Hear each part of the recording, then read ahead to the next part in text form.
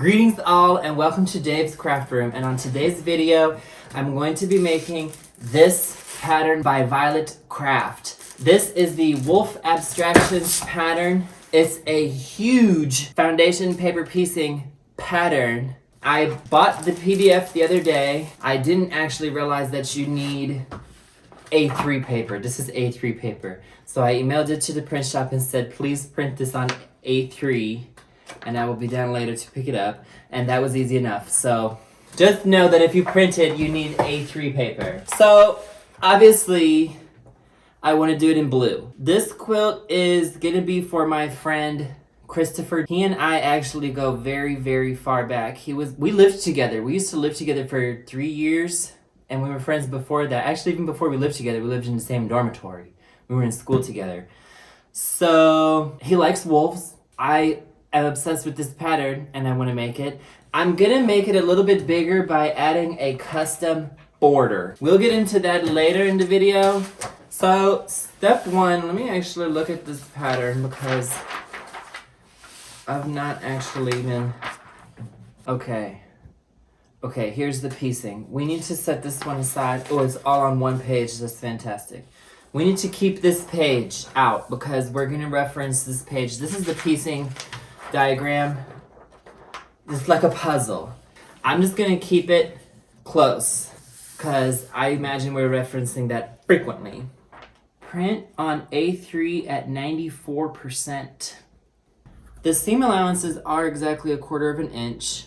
These inches are exactly an inch.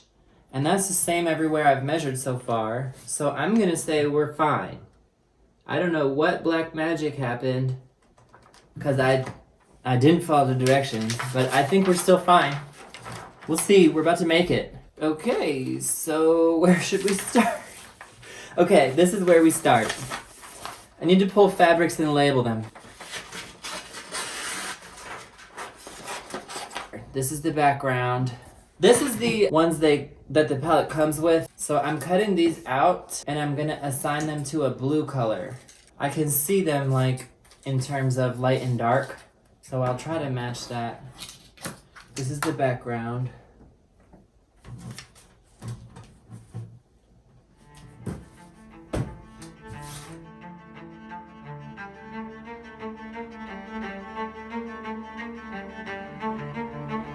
These are slightly different shades. It's fur. So, you know what I mean? It doesn't have to be perfect. I'm trying to match the blues with the color palette from the pattern, which is oranges and reds, based off of the value of the blue compared to the value of the orange color on the pattern. It's actually pretty hard to tell whether I'm doing it right. I'm really just guessing. It's actually not that easy. How do I coordinate school bus color into blue? You know what, we just have to do it. We just have to make decisions and run with it. So I'm going with this for the muzzle. It's hard to imagine, but I'm trying. Paprika. Okay, this ought to be a serious blue. This is perfect blue. This blue is so blue.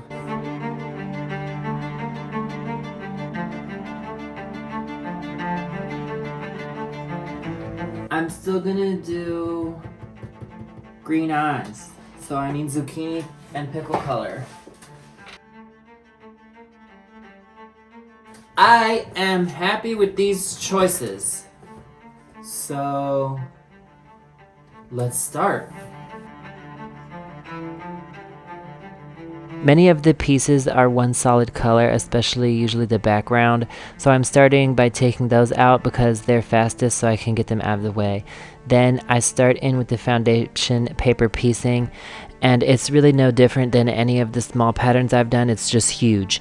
It's actually kind of easier because with a huge pattern there's kind of more room to fudge things if they don't quite line up. Of course I didn't have to worry about that because my piecing was perfect.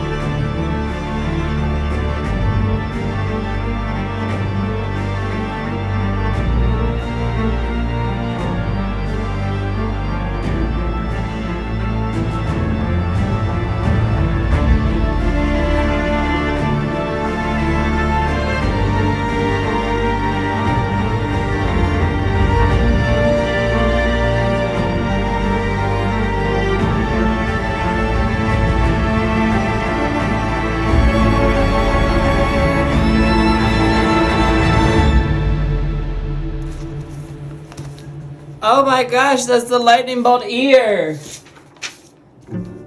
So stunning, the lightning bolt ear. Perfect colors. Woo!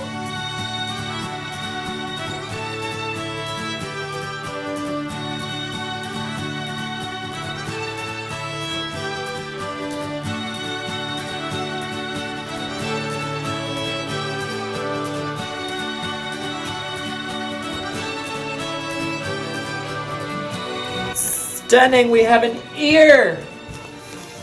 This is absolutely fantastic. Look at the ear. It turned out so perfectly. There's some threads on it, but I'll fix that later. But that is fantastic.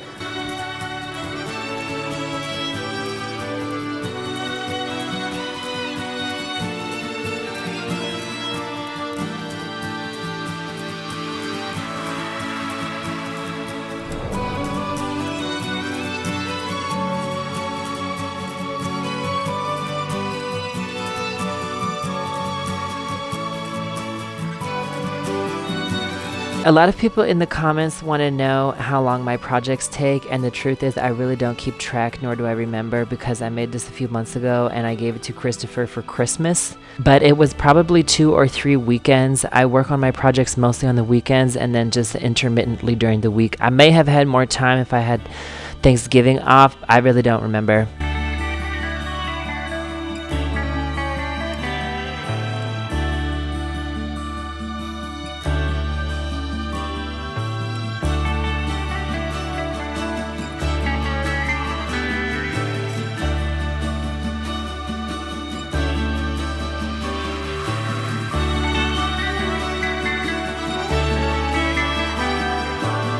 As I went along, I developed a system. I had the fabric laid out in an order behind me, and after a few hours of searching for each new fabric, I pretty much had memorized exactly where each one was, so I could grab it a lot quicker.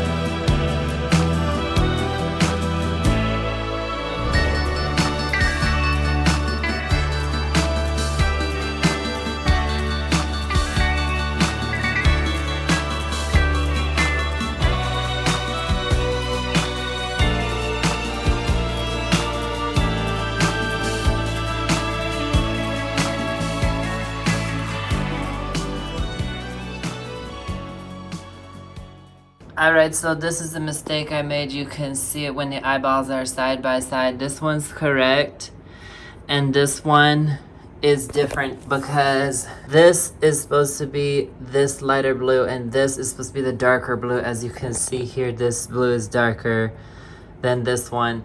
It's too late to change it, but I have to fix it because this is ugly.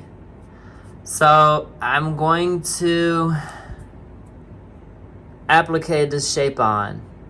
Turned edge applique. I don't think it will stand out, and I don't think that anybody will notice, except for the fact that I'm pointing it out now. But this is all part of the process. So far, that's really the only mistake I've made, except for the other mistake that I just now noticed. I must have forgot to piece one teeny tiny chunk. You know what? That is really not noticeable. I will probably just leave that. Although maybe I will fix it because I'm already fixing this. I don't know how I did this eyeball so wrong. This one's correct though. Whatever. I'm just gonna continue working. It'll be fine.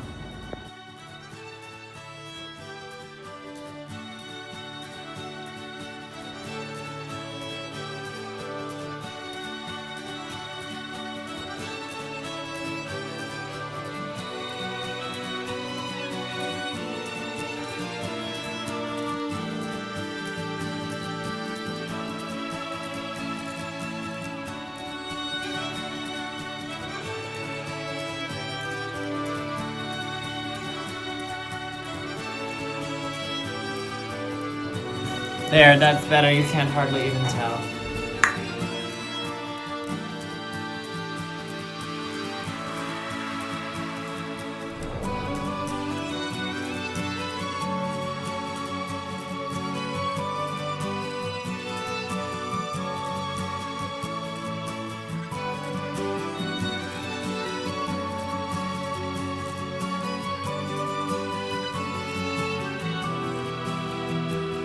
How big of a border can I make with just this? Not very big.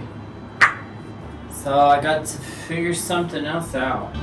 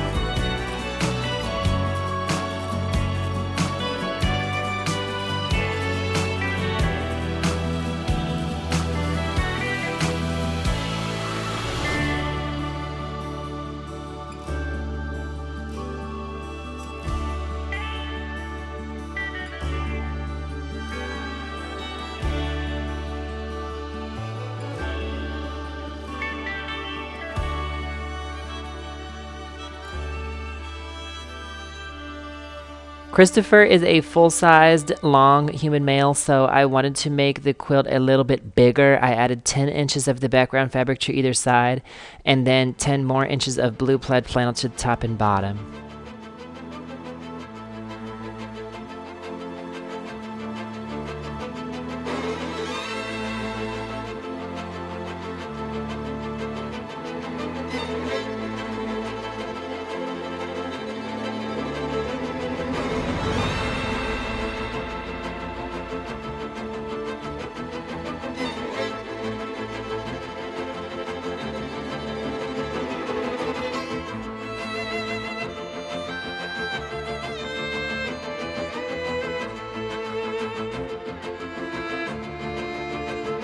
I'm using this iron-on cotton batting and then blue plaid flannel for the backing.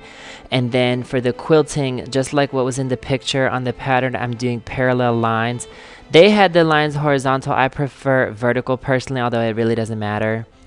I mark them with a washable marker and a ruler, and then I used my walking foot.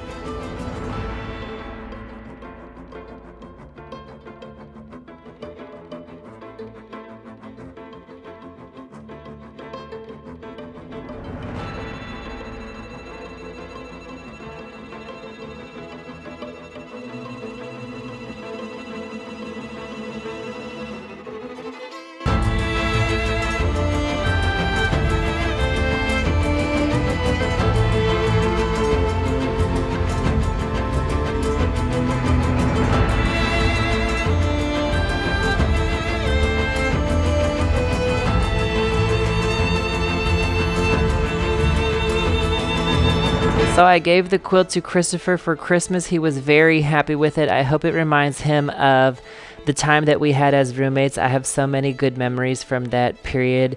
We even weathered the whole pandemic and quarantined together. And although we've both moved on into our own places now, I miss that time period very much.